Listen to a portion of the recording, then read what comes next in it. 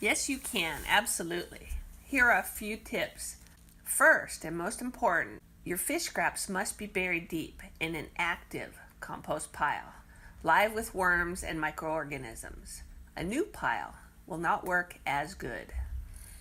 First, start with a small quantity. We have a large active pile, about 5 by 5, and we have been successful at adding about a 15-gallon trash can full once every other month.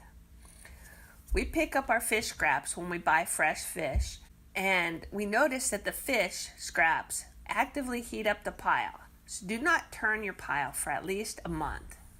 Then you can turn the pile if you wish.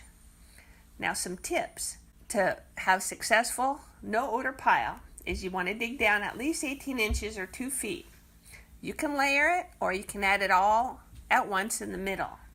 Then the trick is to cover it with compost. You want to have used compost with your microorganisms in there and your worms. Then wood chips, paper, leaves, shredded paper, that's your carbon source. Then you can add your normal compost materials, grass, leaves, whatever you have, and cover it at least 2 feet. Try not to add at first more than about 10% of your pile weight at one time, and leave it until it is fully composted. We have been amazed at how quickly everything breaks down, and we don't turn our pile very often. So you guys enjoy your powerhouse compost.